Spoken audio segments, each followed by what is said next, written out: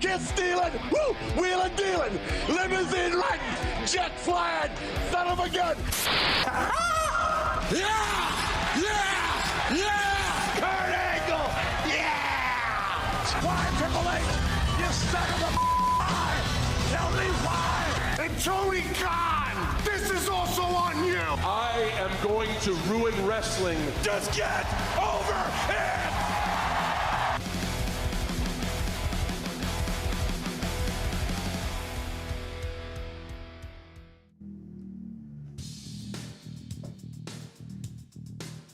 What is up? What is up? What is up, ladies and gentlemen?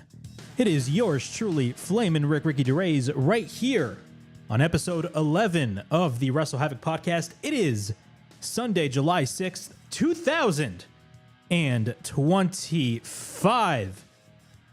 We are a week away from AEW's biggest show of the year, all in Texas. Of course, the show headlined by Hangman Adam Page, taking on Jon Moxley for the AEW World Championship. And everybody is crossing their fingers. Everybody is crossing their fingers for the Hangman to get the win. Because everybody is tired of Jon Moxley's reign of terror.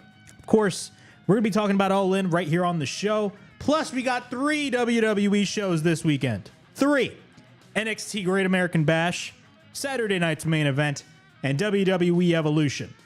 So we're going to be talking about that as well. Oh, did I mention happy 4th of July weekend, everybody? Yes, happy 4th of July weekend, everybody. I hope you guys all celebrated with your families.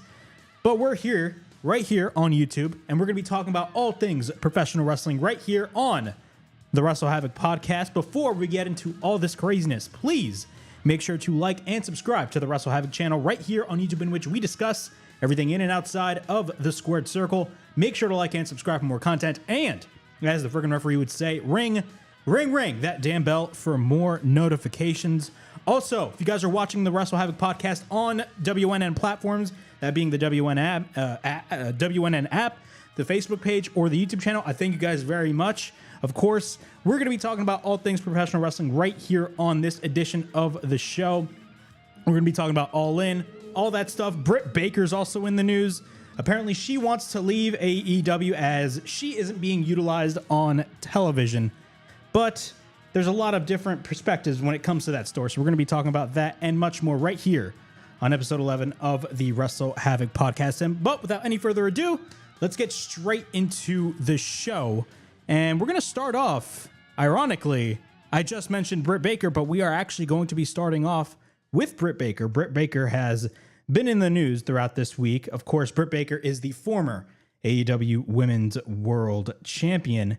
And everybody is curious about her status with the company. Of course, the last time we saw her, I believe, was in the fall. And apparently, Britt Baker wants out from AEW, according to Bodyslam.net. But Britt Baker did put out a cryptic Instagram story. And you know all these wrestlers, because you know these wrestlers know that the fans will tend to fall for the bait. But these wrestlers always post cryptic posts on social media. Britt Baker posted this on a recent Instagram story, and it was a quote by Kobe Simmons. It states this, and I quote, "A bottle of water can be $1 at a supermarket, $3 at the gym, $5 at the movies, $6 on a plane. Same water. The only thing that has changed its value was the place." And ironically, that sentence is the one that is highlighted. Continuing on, it states, and I quote, "So next time you feel your worth is nothing, maybe you're at the wrong place." And ironically, a report came out, of course, according to Bodyslam.net. I'm reading this from Wrestling Inc.'s website. According to sources close to Mark O'Brien of WrestleMobs and Bodyslam.net, former AEW Women's World Champion Dr. Britt Baker, DMD, is actively seeking to part ways with the company, confirming the long-standing rumor that has circulated on social media throughout the year that Baker was on the verge of leaving the company. These rumors were only amplified by Britt Baker herself just a few days ago when she posted her picture on her Instagram story, which has a quote, "Same water, the only thing that has changed its value was the place," and that was highlighted. The reason that was relayed to WrestleMobs and Bodyslam.net for Baker wanting out of AEW was down to a combination of burning various bridges with people backstage, the atmosphere and the company changing around her, and the fact that she has essentially achieved all that there is to achieve in AEW. Baker is reportedly under a contract until the start of 2026 at the earliest, so she has a long ways to go, by the way, and from what it looks like, she wants out. With AEW having the right to add on time that she has missed through her injury, which in Baker's case could keep her in the company until probably the end of 2026. However, AEW are reportedly not looking to release Baker at this time. Okay, there's a lot to digest when it comes to Britt Baker. I'm going to say this right here and right now. I'm a big fan of Britt Baker. I feel like her best work was all the way back in 2020, 2021. Because remember when AEW first started, people need to understand that she was the first woman signed to AEW when AEW first started all the way back in 2019. She was the first woman signed to the promotion. And everybody, of course, was hyping up Britt Baker. They booked her as a babyface in the beginning, but of course, there was more money for her as a heel, and they established that back in 2020 during the pandemic, and she became an even bigger star coming out of the pandemic, and she became the AEW Women's World Champion. So Britt Baker was, of course, a former AEW Women's World Champion. She was flying high. I could make the argument that her best matches was with Thunder Rosa. Britt Baker's best matches were with Thunder Rosa, of course. I'm talking about the St. Patrick's Day episode of Dynamite where she and Thunder Rosa main evented that show, and that was still during the pandemic.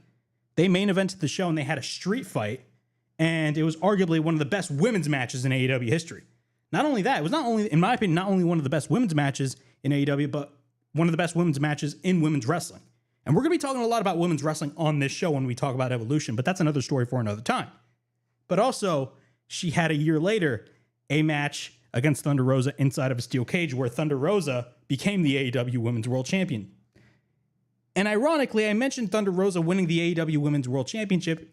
I mentioned that because of the fact that, of course, there was a lot of drama behind the scenes when it comes to Britt Baker and Thunder Rosa. It is very well known. And the story goes is that, as you guys all know, Thunder Rosa became the AEW Women's Champion, and for at least maybe 3 months, I believe, 3 or 2 months into her reign, she all of a sudden announces that she is injured and she's not going to forfeit the AEW Women's Championship, but instead they're going to crown an interim champion. I believe that was how the story went. This was 3 years ago. Keep in mind, this was 3 years ago. And according to the story, Britt Baker was upset considering she wrestled injured while she was injured, and Thunder Rosa, she had a minor injury, and all of a sudden she's not going to show up to work. That was the main gist of Britt Baker's real life issue with Thunder Rosa. Thunder Rosa, of course, I believe eventually came back, and I believe she forfeited the AEW Women's World Championship. Correct me if I'm wrong. But then there started to swirl stories about Britt Baker and her backstage attitude, considering, you know, she was not only the first woman signed to AEW, but not only that, she had some stroke in the locker room. She had some pull in the locker room. And another crazy thing about Britt Baker was, of course, if you fast forward all the way to 2024, she had an issue with MJF, and she actually got suspended over this issue. Apparently, the story goes is that MJF was getting ready for his match against Will Ospreay, which lasted 1 hour on television, by the way. It was a 1 hour match, so it was definitely going to be a grueling match for MJF.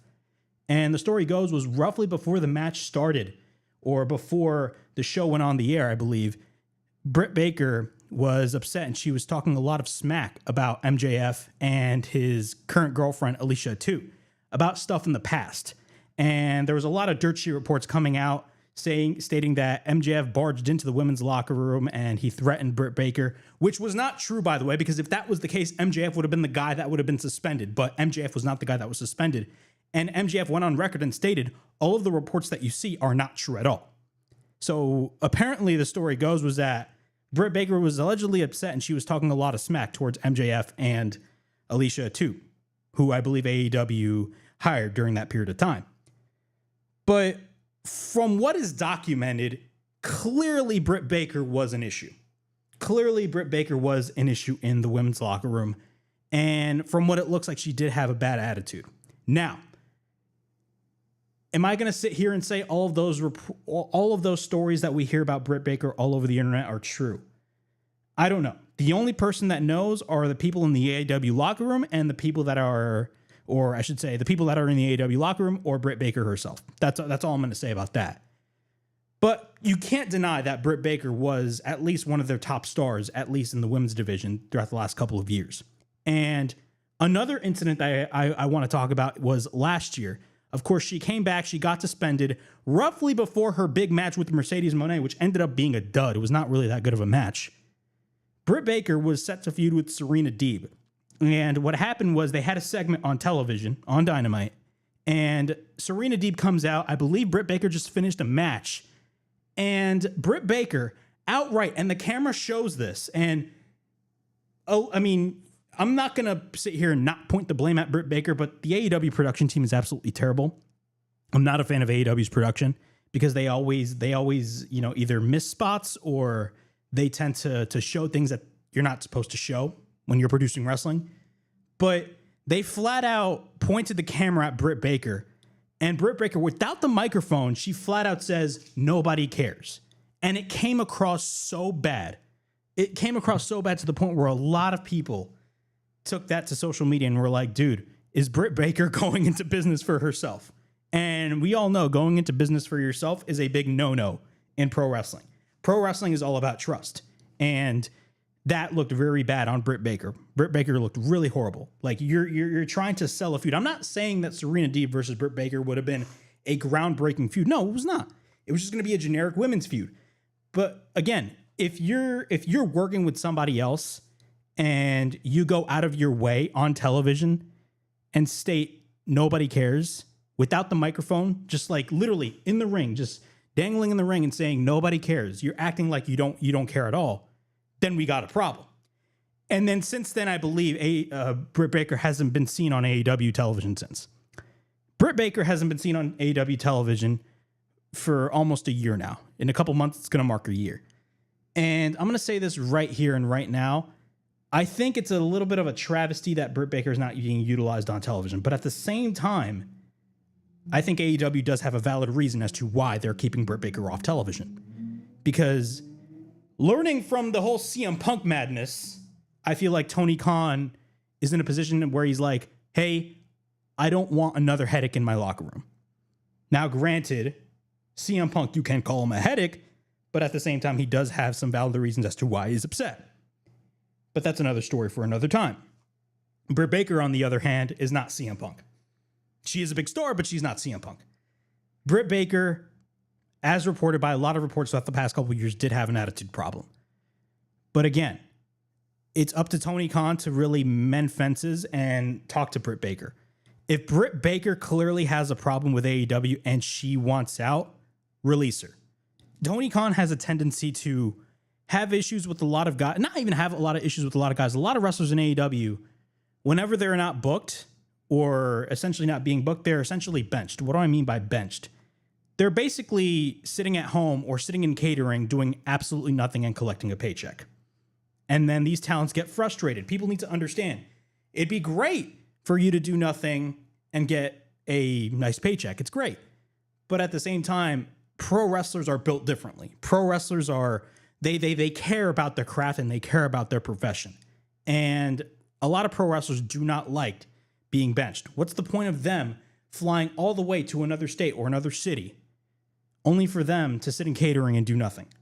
Britt Baker, in this case, she's not sitting in catering. She's literally at home doing nothing. And she wants to do something on television, and AEW is not giving her anything to do on television.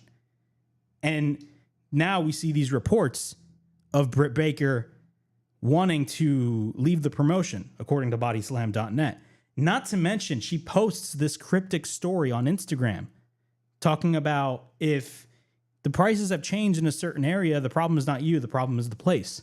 Clearly, that is a reference to Britt Baker and her experience in AEW throughout the past, at least the past year, I should say. So I don't know. It's a weird situation, in my opinion. I think Britt Baker is a big enough star, and she maybe can. She once her contract is up, which is probably by the end of 2026, she probably could use WWE for leverage. You know for a fact, whenever her contract would be up, WWE is willing to pick her up. Simply because of the fact that she was a top star in AEW, 100%. But again, could WWE afford a lot of the problems that Britt Baker has? in terms of her attitude backstage, because that is a very clear issue in terms of Britt Baker backstage in AEW. Now, comparing her to CM Punk, a lot of people create the argument of, oh, well, clearly AEW was the issue considering, there's no issues with CM Punk in WWE backstage. You want to know why that is? It's because WWE is watching CM Punk 24/7. Not only that, WWE is a way more professional environment. They are a publicly traded company.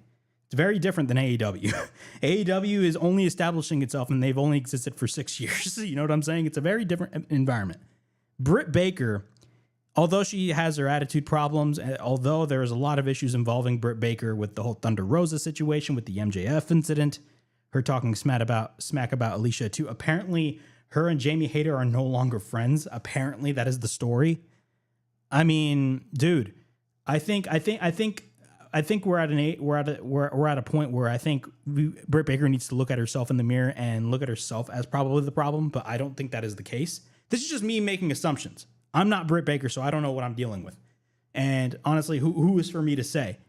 But if you're not being utilized on television, of course she's going to have a problem with that. And not only that, I mean, we do have the Casino Gauntlet this Saturday at All In. Could she make a surprise return? Who knows?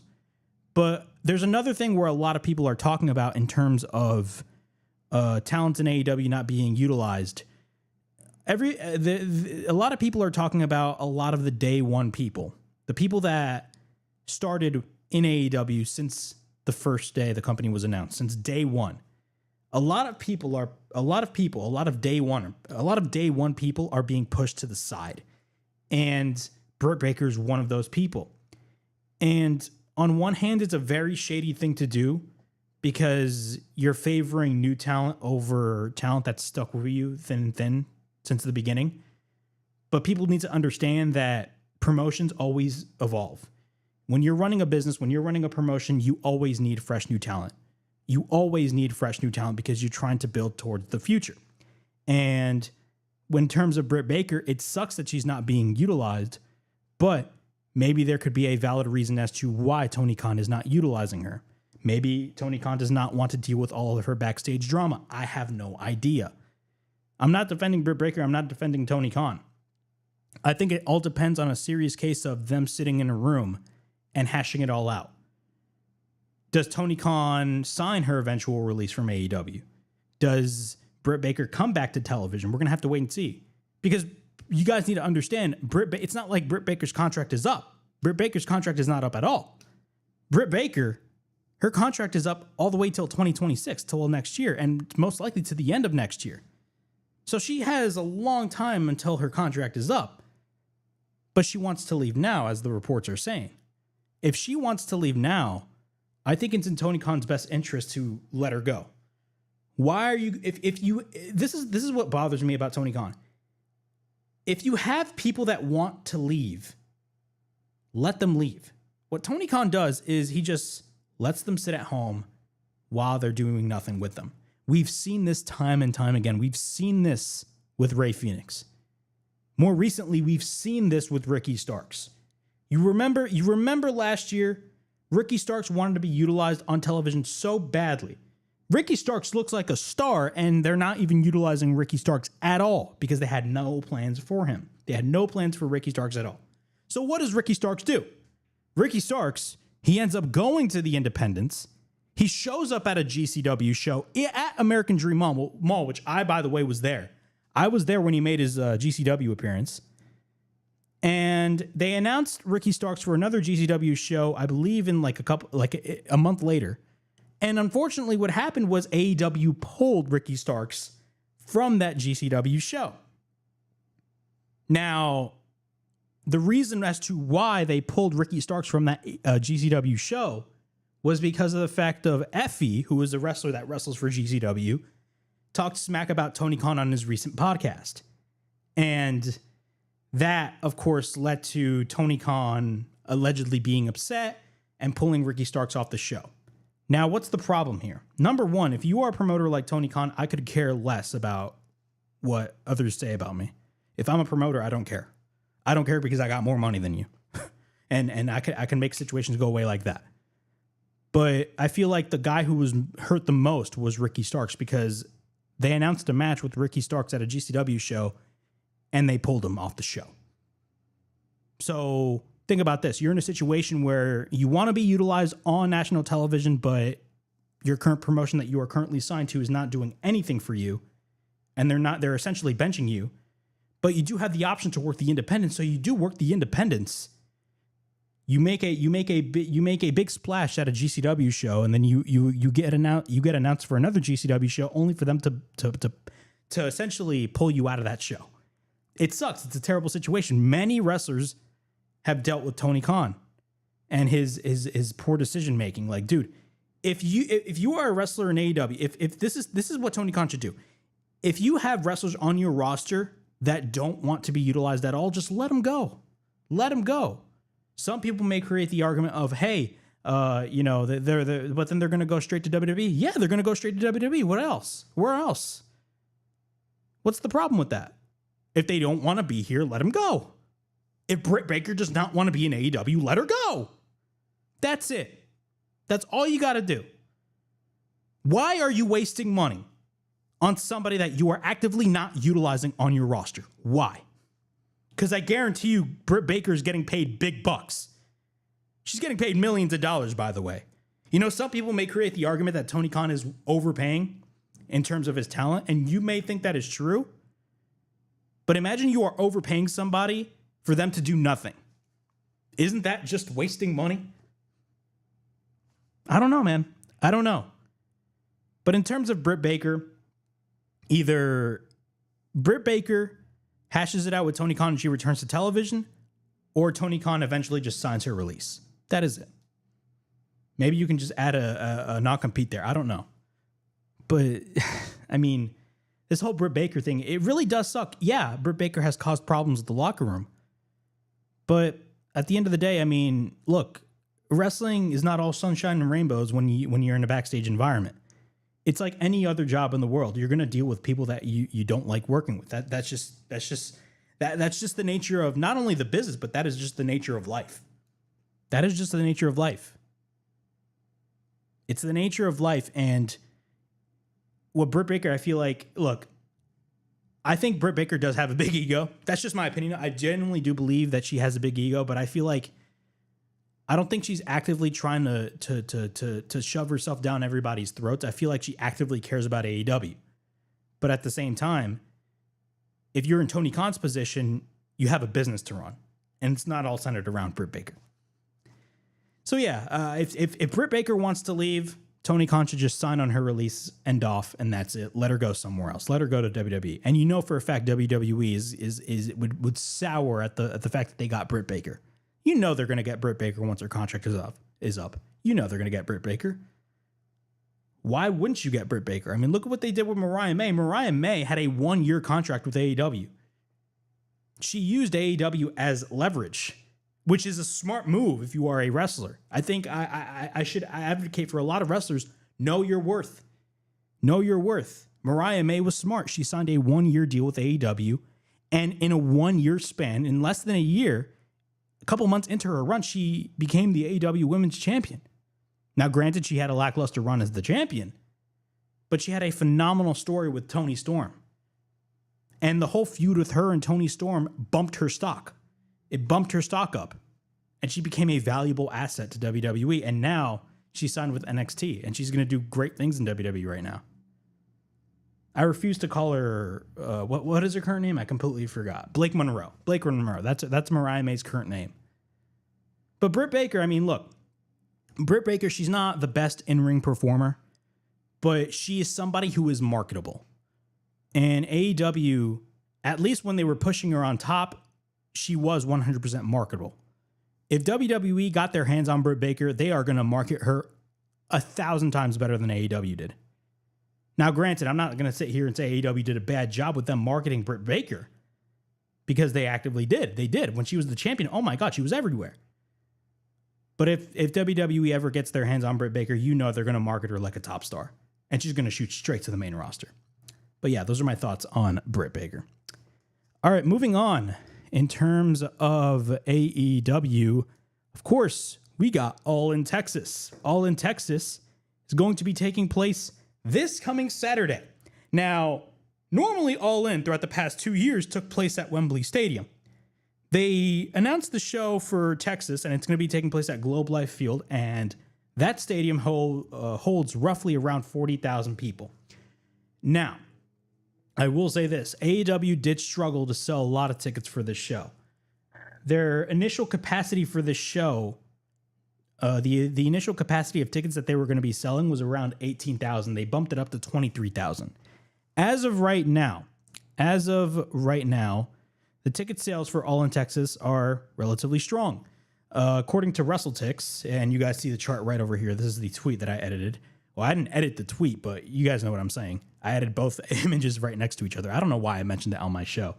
But according to WrestleTix, the current setup is 23,740, and they distributed well over 20,400 tickets, which is great. But I will say, could they have shoot for the 40,000 mark? Yeah. Would they have been successful? No. But I will say this is a really good house for AEW. Not to mention, this is actually going to be the largest gate that they have drawn in the United States. Not of all time. That honor goes to AEW All In, the first AEW All In, where they drew 80,000 people at Wembley Stadium. I'm talking about only in the United States. So they beat the record of the very first AEW Grand Slam, which took place at Arthur Ashe Stadium all the way back in 2021. I put out a recent video on my YouTube channel, and the link will be in the description below. I'll put it in the description later on. But I put out a video, and the title was AEW in 2025 is not better than AEW in 2021. I put out that video because I've seen a lot of discourse about everybody stating that AEW is in a much better place now, all that stuff. And that is very much true. From a perception standpoint, AEW is in a much better place. Are they perfect? Absolutely not. They still make the same stupid mistakes that they made last year. But they are in a much better place. But I've also seen a lot of delusional people say on social media that AEW in 2025 is 10 times better than AEW at its peak, that being in 2021. And I tell people this all the time. You are lying to yourself if you say that. AEW in 2021 was not only their creative peak, AEW in 2021 was their, honestly, business peak. Because, yeah, they drew 80,000 people at Wembley Stadium back in 2023, but that was during a time when they were starting to experience their down period. They couldn't sell weekly television every week. What do I mean what do I mean when I say they couldn't sell weekly television every week? For the majority of 2023, weekly television was essentially half-empty arenas. Half-empty arenas. And, AEW still deals with that, even now. If you watch, Collision tapings, they tend to book I don't want to say large venues, but they book medium-sized venues, and they still can't fill those arenas up. But them moving to smaller venues as a whole for weekly TV, especially for Dynamite, has benefited AEW drastically. AEW in 2025 is not better than AEW in 2021. The best synopsis that I can give you is AEW in 2025 is 100 times better than AEW in 2024. Because from a perception standpoint, AEW was at their lowest point, that being last year. They were at their lowest point. From the moment they fired CM Punk in late 2023, a lot of the audience left. Why? Because they saw all of the drama, essentially all of the backstage drama outshined a lot of the backstage drama outshined a lot of the stuff that you'd watch in terms of the actual in-ring product. And that's a shame. Think about this. They had a banger of a pay-per-view, and all of a sudden you have CM Punk go off on a media scrum. Is everybody talking about is everybody going to be talking about the pay-per-view? No, nobody's going to be talking about the pay-per-view. Everybody's going to be talking about the media scrum. And that was what AEW talked about constantly. It not only happened at All Out back in 2022, it happened almost a year later.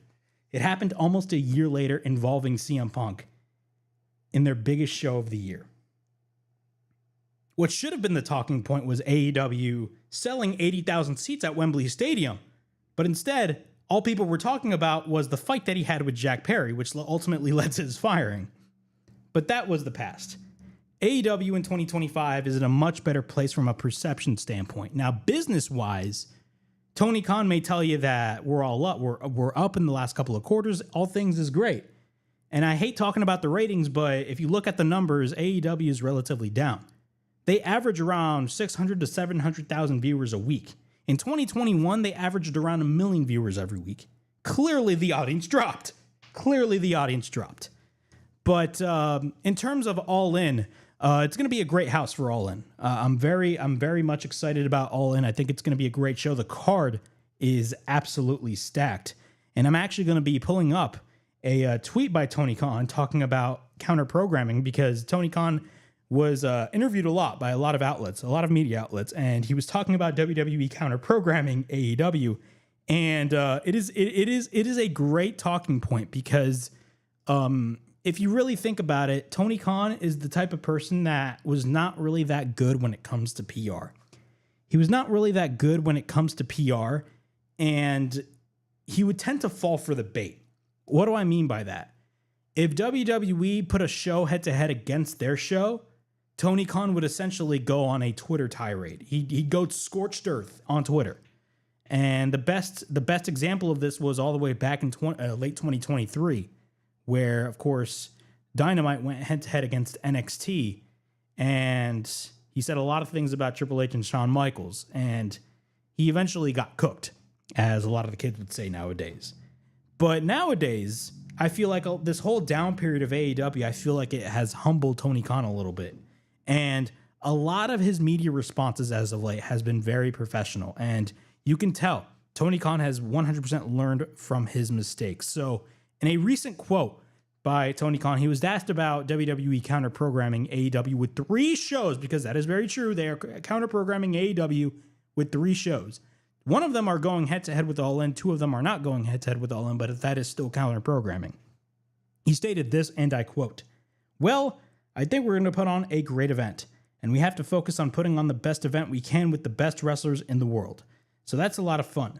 So we're going to have a great show next Saturday afternoon. We're focused on what AEW is doing and the AEW fans, and I think that's served us really well." That is arguably the most professional response that Tony Khan has given anybody. Arguably the most professional response that Tony Khan has given anybody. You can tell Tony Khan has learned from his mistakes. Now, is that going to translate from a creative standpoint? Absolutely not. It's not. But you can tell from a PR standpoint, Tony Khan is smart enough to know, hey, I got 3 shows going up head-to-head against my biggest show of the year. The best way to do the talking is not going scorched earth on social media. Instead, the best way to retaliate is just to put on the best show that I could possibly can. And that is what we're most likely going to be seeing at All In, because if you guys look at the card for All In, the card for All In is absolutely stacked. And it's not just for the top 3 matches, of course. We got a bunch of matches for All In Texas. I'm going to do a quick rundown and a preview for All In as we speak. Of course, we got the Young Bucks versus Swerve Strickland and Will Ospreay. And they added a stipulation. If Swerve and Ospreay win, the Young Bucks lose their EVP status. If the Young Bucks win, Swerve and Ospreay cannot challenge for the AEW Championship for 1 year. I'm going to tell you guys why this is a great stipulation. This is a great stipulation because, number one, it creates drama within Swerve Strickland and Will Ospreay, because, of course, Swerve Strickland and Will Ospreay are great friends. But in order to sell something, or in order to sell something compelling, you need drama. And the reaction of Swerve Strickland when Ospreay stated, if you guys win, we can't challenge for the AEW World Championship for a whole year. Dude, the look on Swerve Strickland's face says it all. He had a very pissed off look in his face saying, dude, what are you doing? You're actively screwing me over. But that is what you need in a match like this. You need drama. So that's a great stipulation. I genuinely believe that this match is going to be fantastic, man. I know a lot of people nowadays don't like the Young Bucks. I'm the type of person that genuinely believes that the hate that the Young Bucks get is one of the most forced things in all of wrestling. I think their hate is very forced. And if you watched the 300th episode of Dynamite this past Wednesday, they had a phenomenal match this past Wednesday, and it really showed the Young Bucks of old, which is great to see. But moving on, we have the Women's Casino Gauntlet match for a title shot for the AEW Women's World Championship. The only participant as we speak that is announced is Chris Statlander. This could be a great way for them to possibly bring back Britt Baker. Of course, Britt Baker was in the news. We recently talked about Britt Baker on this edition of the show in our first topic about how she wants to be let go from AEW. Maybe they could patch things out, and maybe they could have Britt Baker show up on this show. We're going to have to wait and see. Maybe we could have a scenario where Athena, there's a lot of talk about Athena, about how she's not being utilized on AEW television. Instead, she's being relegated to a third-rate brand, that being Ring of Honor. And she's been doing great things in Ring of Honor, but she's not doing anything in AEW. Technically, Ring of Honor is an AEW show, but you get my drift. Who watches Ring of Honor? Nobody. Nobody watches Ring of Honor. So there are going to be a lot of participants in the Women's Casino Gauntlet match, but it's going to be a very interesting match, to say the least. We also got the Men's Casino Gauntlet match for the AEW World Championship title shot. And the members that are announced in this gauntlet match are MJF, Mark Briscoe, and Mystico from CMLL. And there's only two possibilities in terms of the winner of this match. MJF or a returning Darby Allin could possibly be the guys that could win this Casino Gauntlet match. And I talked about this in one of my videos talking about Hangman Page and why he should win the AEW World Championship. I stated this. I stated that the outcome of Jon Moxley versus Hangman Page, the outcome of that match is essentially gonna be it's gonna be determined when it comes to the winner of the Men's Casino Gauntlet match. What do I mean by that? If MJF wins, I would assume that Hangman Page is going to go over, because a Hangman Page and MJF feud is money. It's a money feud right there. But if you have a scenario and you have a returning Darby Allin come back, if you have Darby Allin come back and he ends up winning the Casino Gauntlet match, there is no chance in hell that Hangman Page is going to go over. Keep in mind, Jon Moxley and Hangman Page has been announced as a Texas death match. Now, that's going to be a very interesting stipulation, because we've seen a Texas death match between Jon Moxley and Hangman Page before, all the way back at Revolution in 2023. But Hangman Page won that first match. Who's to say Jon Moxley could beat Hangman Page in this Texas death match once again? But we will talk about that later on as we run through this card. So I feel like the outcome of the main event all necessarily depends on this Men's Casino Gauntlet match. If MJF wins, Hangman Page is going to go over in the main event. If Darby Allin comes back, Hangman Page is going to lose, and Jon Moxley is going to go over in the main event. We're going to have to wait and see what happens, but it's a very intriguing match. I'm very curious to see what happens in the Men's Casino Gauntlet. TNT title on the line, as current champion Adam Cole will be defending his title against Kyle Fletcher of the Don Callis family. I think it's a no-brainer. I think they're going to give the belt to Kyle Fletcher, because there's anybody who is set for main event status, it is somebody like Kyle Fletcher. I've really been enjoying the work of Kyle Fletcher. His matches with Will Ospreay have been off the freaking chain. I mean, I was there live last year at the Prudential Center watching Will Ospreay and Kyle Fletcher. Their match was intense. It was awesome. But they also had their steel cage match this past March at Revolution. I think it's a no-brainer that Kyle Fletcher is going to win the TNT Championship. I mean, you have to give this guy a belt. You have to give this guy a title and push this guy to the moon. Now, if they have Kyle Fletcher go over, what are you going to do with Adam Cole? I feel like I'm genuinely at the belief where Adam Cole is just not really doing anything. Even though he is the current TNT champion, he's not really doing anything. And it sucks that he's not being placed in the main event scene, because Adam Cole is just so talented at what he does. But still, I don't know if I have faith in AEW in terms of what they're going to be doing with Adam Cole if they have Kyle Fletcher go over. But we're going to have to wait and see what happens. But my pick to win this match, Kyle Fletcher is going to be your new TNT champion at All In Texas. The World Tag Team titles are on the line. as Bobby Lashley and Shelton Benjamin of the Hurt Syndicate will take on Mike Bailey and Kevin Knight, as they will take on, once again, Christian Cage and Nick Wayne. So we got 3 teams in this match: Bobby Lashley, Shelton Benjamin, Mike Bailey and Kevin Knight, and Christian Cage and Nick Wayne. Christian Cage, I mean, look, I don't care what anybody says. Christian Cage, if there is any ex-WWE guy that has worked like a charm in AEW throughout the past couple of years, it is Christian Cage. I mean, the Christian Cage character, even though he is diabolical in terms of his character, he is super entertaining. And I'm digging the work that he's doing with Nick Wayne. Keep in mind, Nick Wayne is only 19 years old. Like, he is relatively young, and he is placed in a program with Christian Cage. Not in a one-on-one program, but they placed him in a storyline with Christian Cage where he is in kayfabe his father, which is great stuff. And they've been showing tension as of late. But who's going to be winning this match, man? We got Bobby Lashley and Shelton Benjamin, Mike Bailey and Kevin Knight, which are a great tag team, but I don't think they're going to be going over in this match. The only possibilities are either the Hurt Syndicate or Christian Cage and Nick Wayne. I'm going to go with Bobby Lashley and Shelton Benjamin because they have been teasing some dissension when it comes to Christian Cage and Nick Wayne. Of course, I know AEW really desperately wants Adam Copeland to come back and have the reunion of Christian Cage and Adam Copeland to be a tag team. We're going to have to wait and see what happens. Some people are even creating the theory that Nick Wayne could possibly be the one to turn on Christian Cage, and they can essentially do a double turn as Christian Cage will turn babyface and Nick Wayne will turn heel. I could definitely see that being the case, but we're going to have to wait and see what happens. My pick to win this match, Bobby Lashley and Shelton Benjamin, and we're going to be having even more tension with Christian Cage and Nick Wayne.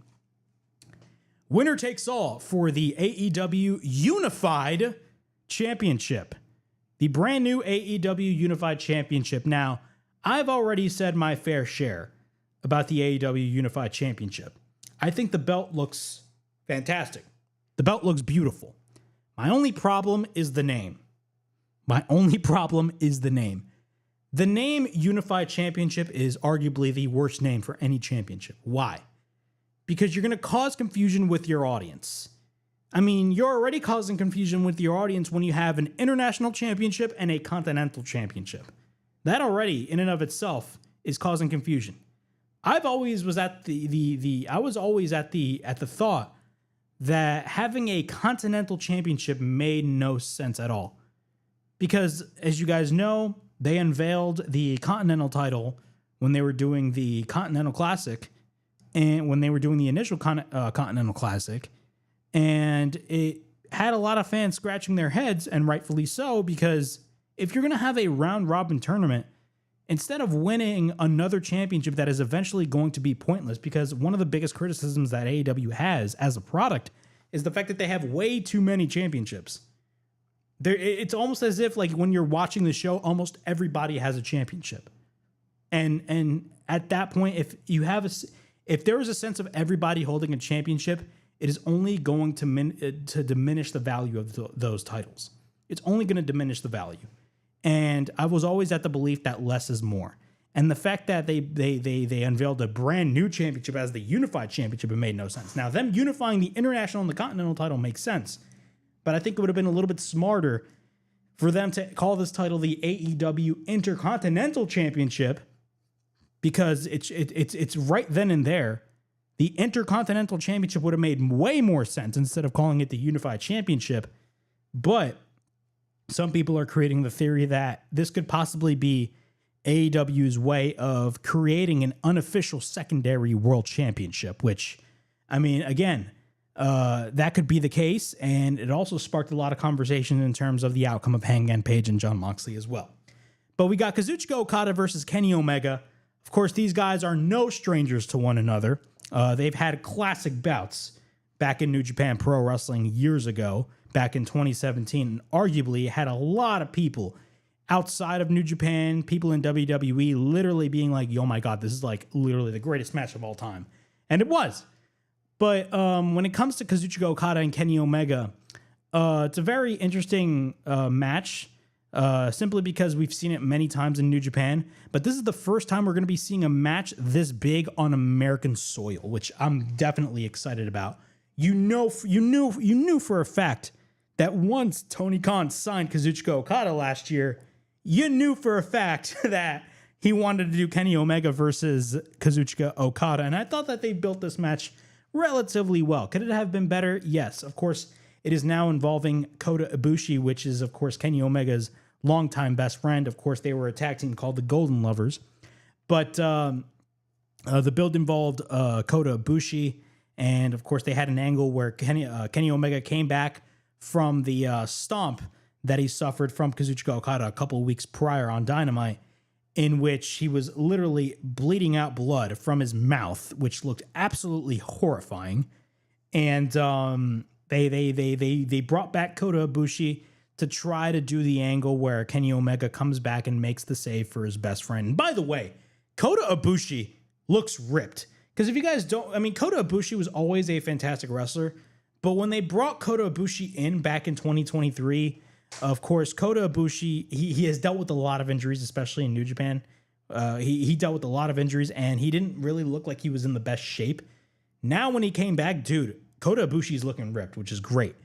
But, of course, they ran the angle of Kota Ibushi making this, not Kota Ibushi, Kenny Omega making the save towards Kota Ibushi. And, of course, they still got a match to sell, which is Kazuchika Okada versus Kenny Omega. What are my thoughts on this match? Who do I think is going to win? I think this is probably going to be Kazuchika Okada's best match in AEW. I genuinely believe that. I feel like Kazuchika Okada's run in AEW, although it has been somewhat successful from a booking standpoint because he's won the Continental title, all that stuff, I genuinely feel like Kazuchika Okada could be doing more. I think AEW has leaned a lot towards the comedy aspect of Kazuchika Okada, which is not bad, by the way. I'm loving the comedy that Kazuchika Okada does, but at the same time, a lot of fans want to see the Kazuchika Okada from New Japan. And I feel like we've been getting bits of that throughout the past couple months on AEW television, and I feel like we're going to be getting the full Kazuchika Okada going up against Kenny Omega this coming Saturday, and I think it's going to be a phenomenal match for All In Texas. This is the perfect match for All In. You knew for a fact that Tony Khan was going to book this match. Like, from the moment Kenny Omega came back from his diverticulitis, you knew he was going to book a match like this. So, yeah, we're going to be getting Kazuchika Okada versus Kenny Omega. My pick, Kenny Omega wins, and he becomes the brand new unified champion. All right. The AEW Women's World Championship is on the line as Toni Storm will be taking on Mercedes Moné. So this is another match where everybody should have known that this match was going to take place. Like, everybody should have known that this match was going to be taking place. A lot of people wanted Athena to be in this spot. Everybody wanted a match. Everybody wanted to have a match such as Athena versus a Mercedes for the TBS title. I mean, imagine Athena versus Mercedes at Globe Life Field at All In. Dude, that would have been a huge match right there. And they had a phenomenal match a couple of months ago. I believe it was a part of the Owen Hart Cup tournament. I believe it was in the first round or the semifinals. Correct me if I'm wrong, of the Owen Hart Cup tournament. It was a phenomenal match. They tore the house down. They absolutely tore the house down. But of course, as you guys all know, Athena is not really doing anything as of right now on AEW TV, and that's a problem. But we're getting Toni Storm versus Mercedes Moné, and you can't blame Tony Khan because that match is a much bigger match for a show like All In, which is going to be taking place in a stadium. So we got Toni Storm versus Mercedes Moné. Mercedes Moné fairly recently at Grand Slam Mexico, at Arena Mexico, won the CMLL women's title. So she has like 6 titles at her arsenal.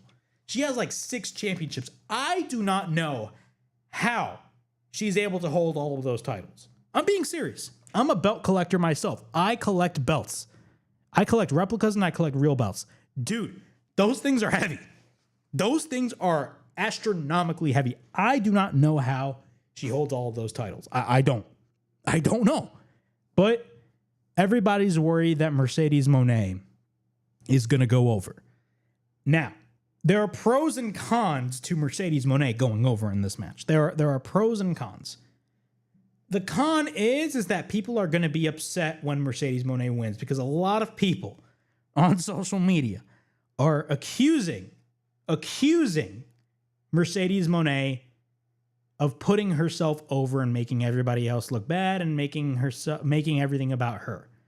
Like they're comparing Mercedes Moné to Hulk Hogan in the sense that she has creative control backstage. I'm going to go over, not you, which is unrealistic at all. I don't think Tony Khan bent over backwards to give 100% creative control to Mercedes Moné. I think that's a very ludicrous idea.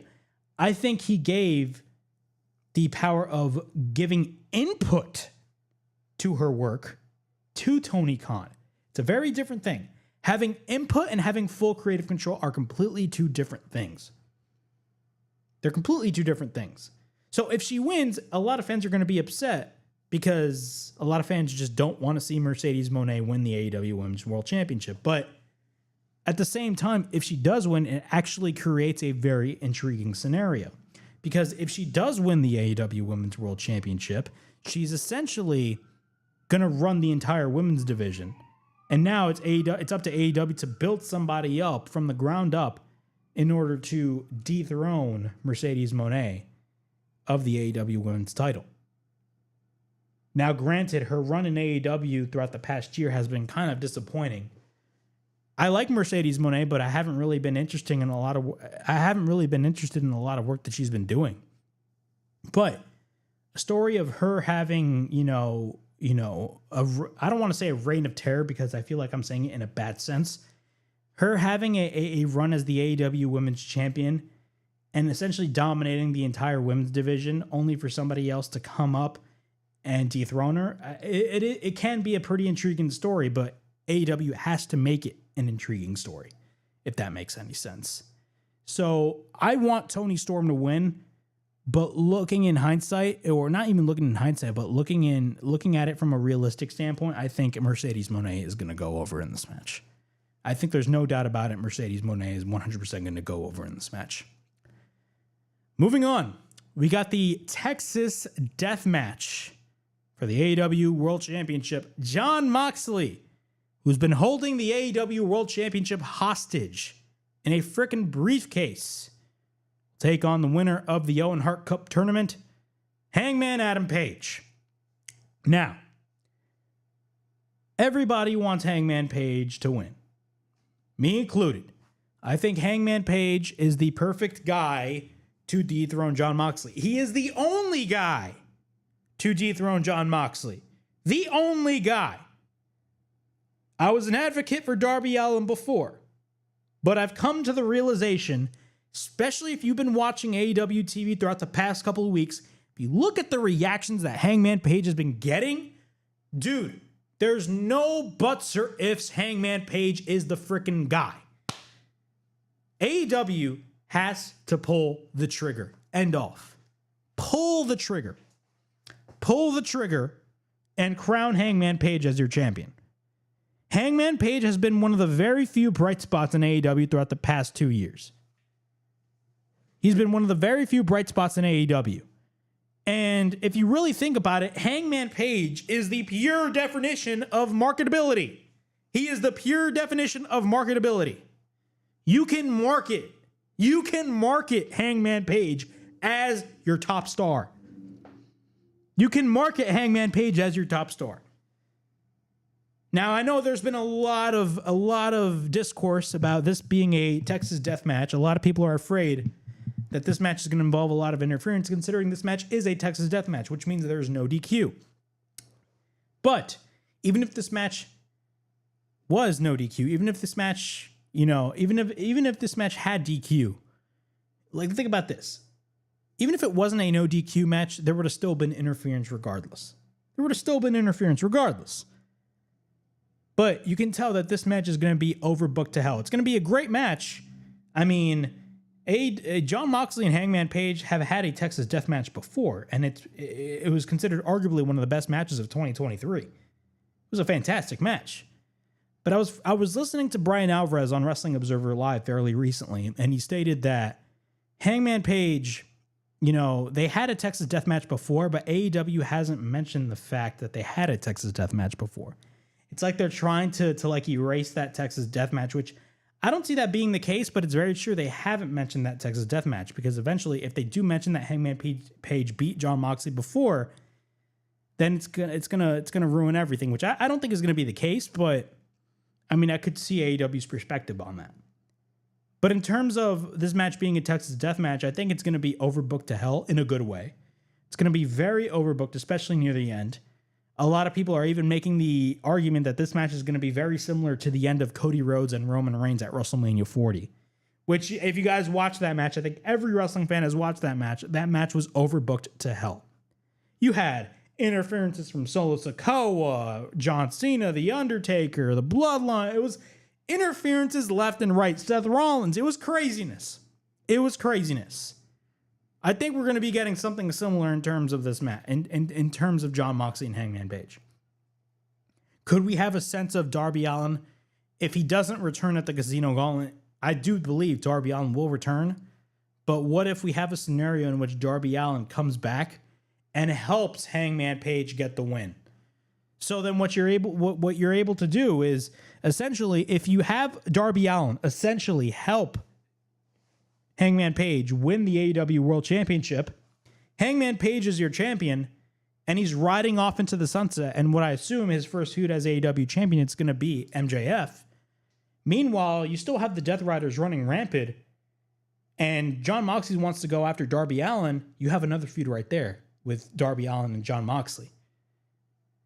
So Darby Allin doesn't necessarily need to be the guy to dethrone Jon Moxley, but Jon Moxley can still have a full-blown feud with Darby Allin once he comes back, because he is the guy that essentially cost Jon Moxley the AEW World Championship. I'm just thinking of scenarios right over here. I'm just thinking of scenarios.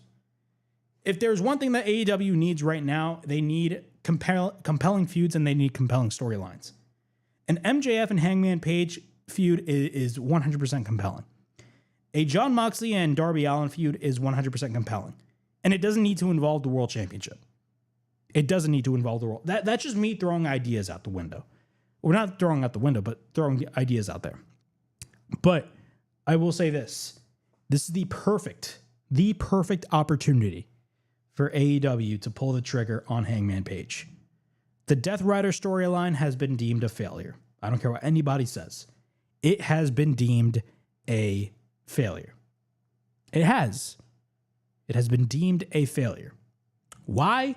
It's because there was nothing different about the Death Riders. There were just other heels on the roster. They were just another group of heels on the roster. That's it. They were not the modern version of the NWO. I know a lot of people compare them to the NWO. They are nowhere near. They are nowhere near like the NWO. I'm sorry. They are nothing like the NWO. AEW loves their takeover storylines, I know, but they are nothing like the NWO. I will say this, though. I feel like the Death Riders now, from a storyline perspective, I feel like they're more of a greater threat. And that's a good thing. But I think it's time to end the Death Riders. At least end the Death Riders in this current incarnation. What do I mean by that? I always tend to compare the Death Riders to the Judgment Day. Why are you comparing the Death Riders to the Judgment Day? That is the most stupidest thing I've heard, Ricky. Why would you compare it to the Judgment Day? Now, on paper, it does sound stupid. But what do I mean when I compare the Death Riders to the Judgment Day? If you guys don't remember when they first started doing the Judgment Day back in 2022, it was with Edge as a heel and Damian Priest, and then Rhea Ripley came along. The Judgment Day is a very different group than it was a year later. The Judgment Day last year is a completely different group than it was in the beginning. The Judgment Day now is 100% a fairly different group than it was in the beginning. What do I mean when I say this? Repackage the Death Riders into something different. Keep them around. Keep the Death Riders around. And I don't want to necessarily say repackage them, but change their motives from a creative standpoint. Change their motives from a creative standpoint. Have them do something different that is not taking over AEW. Change their motives a little bit to the point where people actually start to like the Death Riders. That's all I'm going to say about that. But in terms of taking over and being a main event stable, no. I think that has ultimately failed. But at the end of the day, Hangman Page is going to be your new AEW World Champion, and he is going to be the savior of AEW, and he's going to beat Jon Moxley and dethrone him and take his AEW World Championship. So those are my thoughts on All In Texas.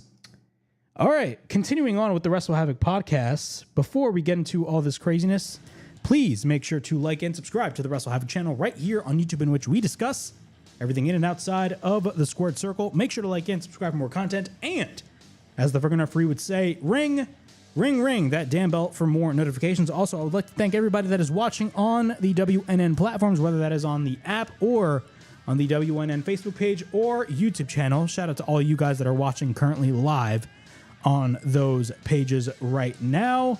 And continuing on with the WrestleHavoc podcast, it is Sunday, July 6th, 2025. Happy 4th of July weekend. I hope you guys all celebrated your Independence Day with all your families. I know I did. I had a great time and had some great food. Man. You know, we got a lot of things happening this coming weekend. It's crazy. We have a lot of things happening this weekend. We not only have all those 3 shows, but outside of wrestling, man, Superman is coming out, and I'm very excited for Superman. Like, I really, like, I'm not even a big DC fan, and I myself am excited for Superman. Like, dude, I'm going to be watching that movie on Friday. I'm excited. I hope that movie is absolutely great. And I know a lot of the Snyder fans are upset about that, but I don't care what they think. All right, back to talking about wrestling, because this is a wrestling podcast. All right. Let's talk about, let's continue on with the WrestleHavoc podcast. All right, we got Saturday night's main event. Man. Of course, WWE being their petty selves, they put 3 shows up against AEW's biggest show of the year. 3 shows. And the first show is Saturday night's main event. Now, imagine AEW going head-to-head with Saturday night's main event. I guarantee you a lot of people are going to watch Saturday night's main event. Not a lot of people are going to be watching All In. But looking at the card for Saturday night's main event, it is actually not a bad show. There are 3 matches announced for this show. And the matches are Drew McIntyre, who recently made his return this past Friday on SmackDown. He called himself the Alpha has returned. The Alpha has returned. Drew McIntyre is one of my favorite acts on WWE TV. We got a match between him and Randy Orton.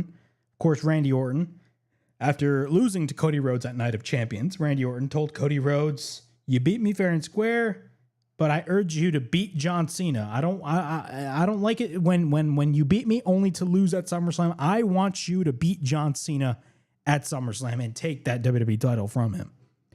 Could we be seeing a scenario in which Randy Orton eventually turns on Cody Rhodes? Because you know that is going to happen. But in the meantime, we got Drew McIntyre versus Randy Orton. And I think it's going to be a pretty interesting match. I'm very curious to see what happens. Drew McIntyre recently came back, so I definitely do see Drew McIntyre going over. We got Seth Rollins versus LA Knight. Yeah.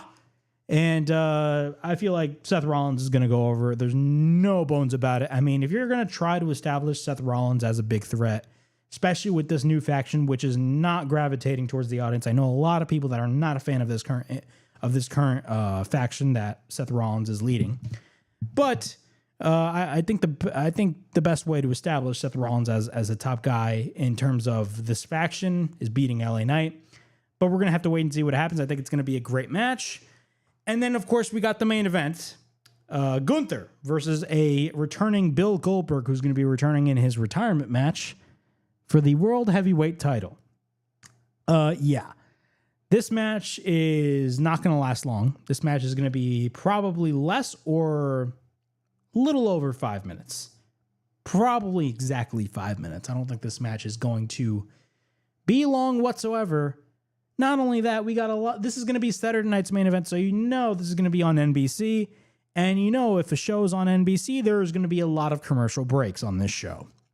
And this match does not need a commercial break, considering Goldberg wrestles quick matches. He doesn't wrestle long matches at all. I think this is going to be a pretty good match, but there is no chance in hell that Gunther, or I should say not Gunther, there's no chance in hell that Goldberg is going to go over and win the World Heavyweight Championship. I think it is a bad business move. A bad business move if you put the belt on Goldberg. That is a very Vince McMahon-like decision if you do that. Don't put the belt on Goldberg. Please do not put the belt on Goldberg. I doubt they're going to do that. Could we be seeing a cash-in with Seth Rollins? We're going to have to wait and see. We are going to have to wait and see. But I will say this. I think the match is going to be fine. It's not going to be bad. It's not going to be great. I think it's going to be fine. And that's Saturday night's main event for you, man. I'm going to be honest. I'm not really looking forward to this show. It's not a bad show, but I'm not really looking forward to this show considering everybody's going to be talking about All In. Everybody's going to be talking about All In. Nobody's going to care for this show. Well, maybe people are going to care for the show because it's Goldberg, but if there's one show that not a lot of people are going to be caring about, it is the show that is going to be happening the next night. And I'm talking about, of course, WWE Evolution. This is the second incarnation of the Evolution PLE, the first Evolution show that WWE held, which is essentially an all-women's pay-per-view, was all the way back in 2018. Now, you have to ask yourself this. Why all of a sudden we are getting an Evolution pay-per-view? If WWE actually cared about hosting an all-women's pay-per-view, don't you think they could have done one every single year after 2018? It's a very valid question to ask. If you really think about it, it's a very, very, very valuable, very valid question to ask. Why all of a sudden WWE is hosting an all-women's pay-per-view now? Why now? They could have done it years ago. They could have done it every year. This could have been an annual thing, but instead, they didn't do that. I'll tell you why they announced this show. I'll tell you why they're doing this show. They're doing this show because they know AEW is in Arlington, Texas with their biggest show of the year. They put 3 shows up against All In. 3 shows, and you cannot tell me otherwise. Now, you're probably looking at me and saying, hey, Ricky, why are you ranting right now? I'm going to rant because it shows WWE's hypocrisy. It shows their hypocrisy in a sense that they consider AEW not as competition, but their actions show that they do consider them competition. Whoa. They're competition? Yeah, of course. Their action has showed. I'm going to tell you this right here and right now. Are you going, look, NXT has the Great American Bash going head to head with All In. You, the average wrestling consumer, I'm going to tell you this, I'm going to ask you this right now. Are you going to watch that NXT show, which has, I believe, roughly a little over 700 people in attendance, over a show that by bell time is probably going to be almost 30,000 people inside of a stadium? Are you going to watch this NXT show over Kenny Omega versus Kazuchika Okada? Are you going to watch this NXT show over Mercedes Moné versus Toni Storm? Are you going to watch this NXT show over Hangman Page versus Jon Moxley? Are you going to watch this NXT show over Swerve Strickland and Will Ospreay versus the Young Bucks? The chances are you're probably not. Why? Because all eyes are on All In. Everybody is curious to see what's going to happen on that show. 3 shows going up against All In. 2 of them are not head to head, but one is happening on the same day as All In, and the other one is happening a day after All In. So they really want to steal that fire away from AEW. There's no coincidence. Not to mention Evolution. Why all of a sudden WWE is putting an all-women's pay-per-view event now? If they actually cared about women's wrestling, they could have done this every year. This could have been an annual thing every year. The last Evolution event was all the way back in late 2018. And by the way, that drew over 11,000 fans. Roughly over 11,000 fans all the way back in 2018. If you want to look at the ticket sales for Evolution, keep in mind, it's taking place in the same arena as Saturday night's main event, the State Farm Arena. And the Saturday night's main event show sold, it's almost a damn near sellout. I don't want to necessarily say sellout, but they sold a lot of tickets for that show. You want to know how many tickets the Evolution show drew? Little over 4,000. Little over 4,000.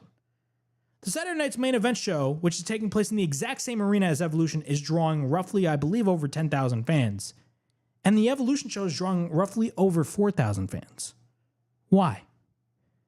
Because the WWE has built this show very poorly. The build for Evolution has been booked like garbage. They're essentially I don't want to say hot-shotting a bunch of matches, but they're announcing matches left and right, and they have no build whatsoever. This is the same type of stuff that we all criticize AEW about. Because AEW would do this type of stuff last year as well. They would just announce matches left and right last minute and not care at all. This is you know what this show is called? You know what a lot of people call this show? A lot of people call this show one of those shows where WWE's like, here, damn. It's a here, damn show. What I mean when a show is a here, damn show. Fans clamorate. They are clamoring so much for something that they beg a promotion to book this pay-per-view or book this wrestler in a match. And the promotion books that pay-per-view or books this wrestler on this show. But not in a way that is genuine. That's what I mean when this show is a here damn show. WWE is not booking Evolution because they care about women's wrestling, because they don't. And you know what sucks? The women are actually put in a very horrible position here. They are put in a very, very, very horrible spot. A very horrible spot. This show drew a little over 4,000 fans in the same arena where Saturday Night's Main Event is going to take place. That's a concern. That's a concern. Why that is? Why is that happening? It's because WWE was incompetent. WWE has built this show like garbage. They just announced matches left and right and didn't care. We're going to be getting a returning Trish Stratus, who, by the way, is almost 50. By the way, she's gorgeous, by the way, but a returning Trish Stratus taking on Tiffany Stratton. Why are you going to keep relying on people like Trish Stratus? I understand it's an all-women's show, but why are you going to keep relying on Trish Stratus? Rhea Ripley versus Io Sky. I'm not really that interested. Not really that interested. You're going to have a battle royal. Not that interesting. Again, WWE hasn't put any interest in the build for this show. And what sucks is that, I've said this before, they put the women in a terrible position here. Because now, what if there's a scenario where this show flops? I'm not going to say necessarily that this show is going to flop. I hope it's a success. But what if this show flops? Who are they going to blame? They're going to blame the women. They're going to create the argument that says, hey, women's wrestling does not draw. You see, women's wrestling does not draw. But you want to know what's my counter argument to that? They're right. Women's wrestling does not draw. Women's wrestling does not draw when you don't put the effort. Women's wrestling draws when you put the effort. The show is not drawing because WWE is not putting the effort. That's why. You want to know why this show drew a little over 4,000 fans at the State Farm Arena? It's because WWE did not care about this show. This is the pure definition of a here damn show. That's what it is. Here damn. That's what it is. That's what it is. And it sucks. Because again, I feel really bad for these women. I genuinely do. The only reason why this show is happening is because AEW has a stadium show in Arlington, Texas the day prior. The day before. They have a stadium show in Arlington, Texas. And they want to take fire away from that show.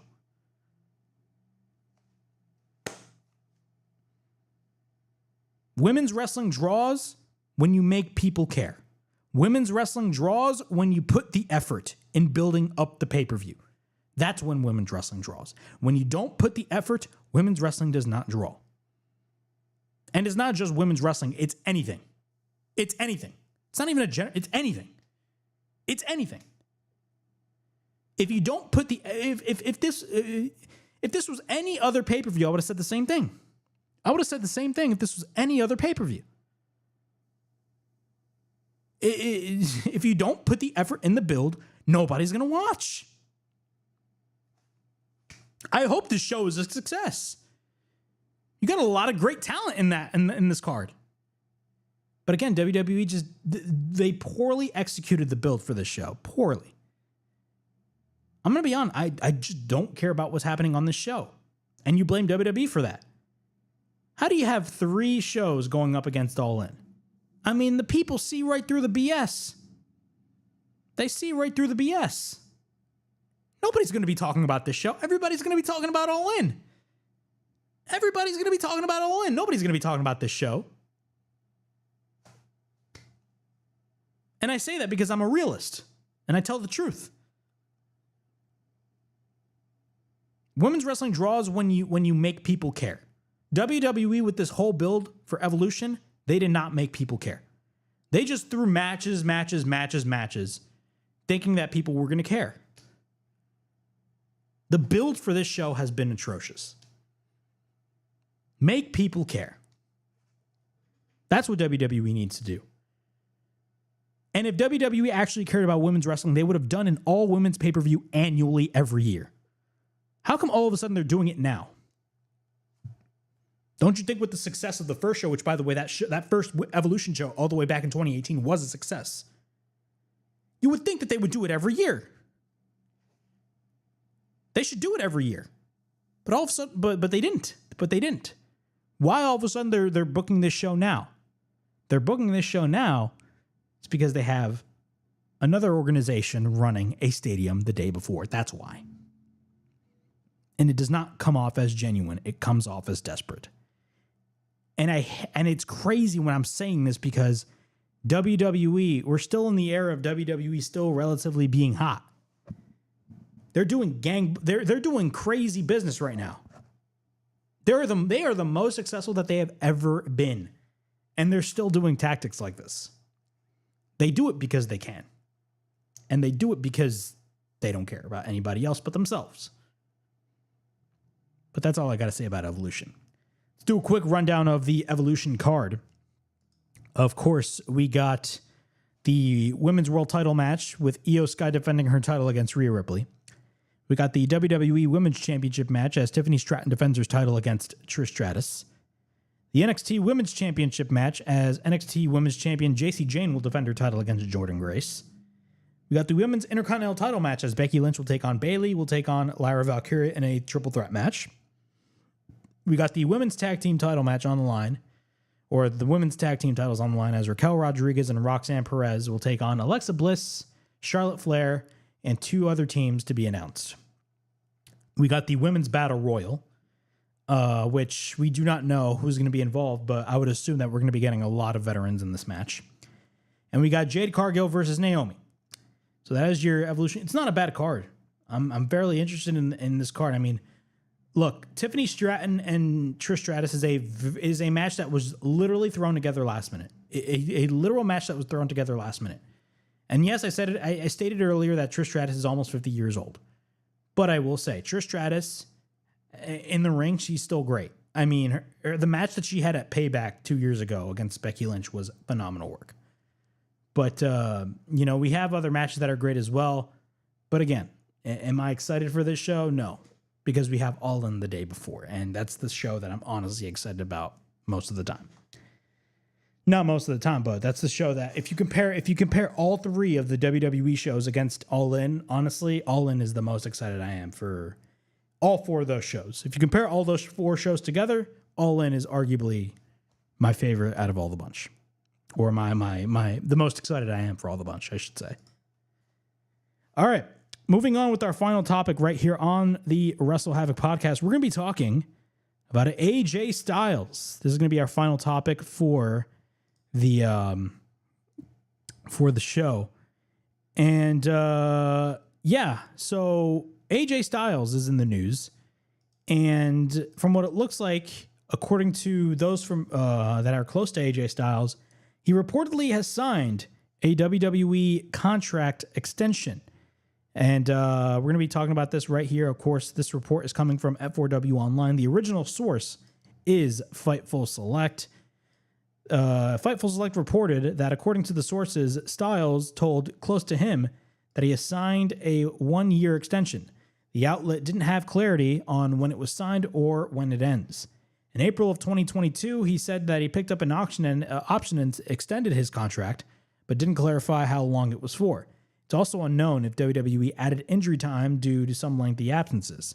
The freshly turned 48-year-old said that earlier this year that he promises he will call it quits before he turns 50, and he isn't afraid of retirement.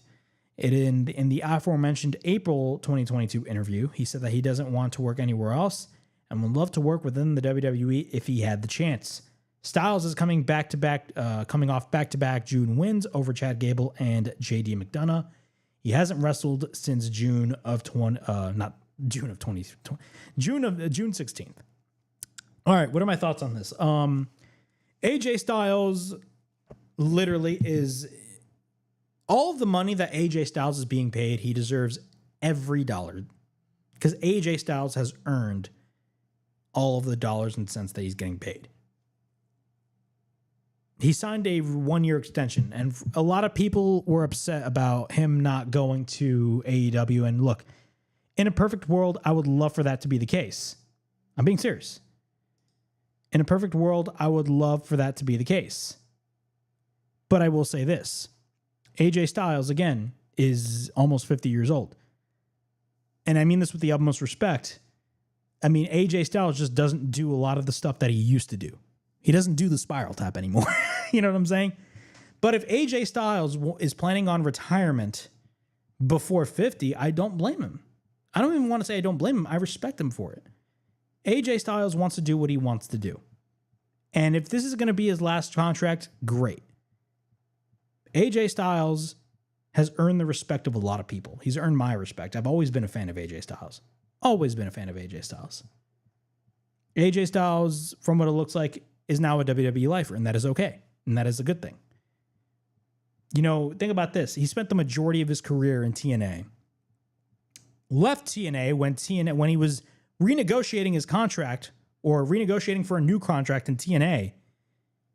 TNA offered him a 60% pay cut, which AJ was like, no. You know what AJ Styles did? AJ Styles bet on himself. He bet on himself, wrestled in Japan, wrestled in Ring of Honor, and then he ended up going to WWE all the way back in 2016, and he has never looked back. And I respect him for it because he is somebody that has bet on himself. He's somebody that has bet on himself, and AJ Styles is a pure example of that. So congratulations to AJ Styles. He signed a 1-year extension with WWE, and from what it looks like, this is probably going to be his last contract, his last deal before he hangs up the boots, which, I mean, again, I'm a big fan of AJ Styles. AJ Styles, you know, if he wants to call it quits, he can. He has every right to because he has busted his ass throughout his entire wrestling career. All right. That concludes the WrestleHavoc podcast. We definitely talked about a lot of stuff on this edition of the show. We talked about All in Texas. We talked about a lot of stuff. We talked about Britt Baker. We talked about AJ Styles. We talked about Evolution, Saturday night's main event. We got a lot of stuff that's taking place this week. And yeah, man, I'm very excited, man. I'm going to be going live this weekend on the WrestleHavoc channel. And I'm going to be giving you guys my live reactions for not only All in Texas, but I'm also going to be giving you guys my live reactions for Saturday night's main event. And from what it looks like, I'm probably going to be doing a live stream for Evolution as well on Sunday. And then I'm going to come back here for the WrestleHavoc podcast. But yeah, that was this edition of the WrestleHavoc podcast. Please like, subscribe, comment down below, push that bell for notifications, and be on the lookout for more videos right here on the WrestleHavoc channel, in which we discuss everything in and outside of the squared circle. Make sure to like and subscribe for more content. And as the freaking referee would say, ring that damn bell for more notifications. And as always, it is yours truly, Flamin' Ricky DeRays, signing out. I'll see you guys all in the next video. Peace.